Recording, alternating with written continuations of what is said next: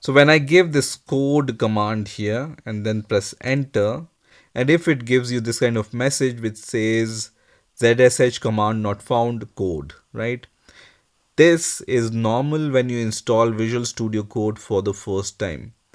Now, when you install Visual Studio Code, then this code command is very useful in some cases when you want to use the terminal and when you want to use code command to open any folder, or there are many other flags which are available so that you can use the code command with the terminal to interact with the Visual Studio Code, right? So let me just exit or quit from here.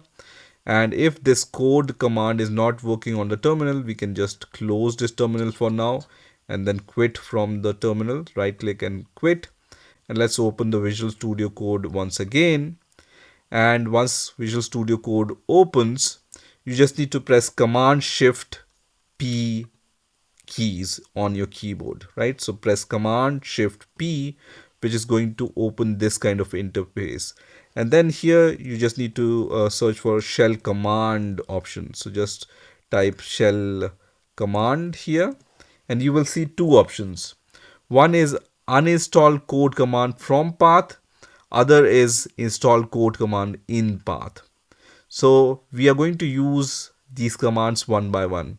So first, in order to just uninstall the stale version of code command, if you have previously installed different version of code or something like this, we can run this command, which is uninstall code command from path, and then click on OK.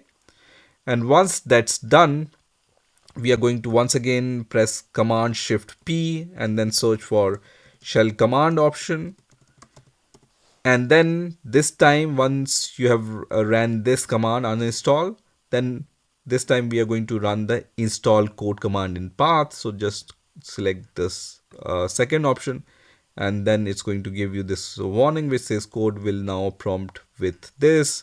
So I'm going to click on OK, which is going to ask me to provide my macOS password which I use to log into my Mac operating system. And then I'm going to click on OK, and it says shell command code successfully installed in path. Once that's done, I can minimize this Visual Studio Code and open the terminal once again.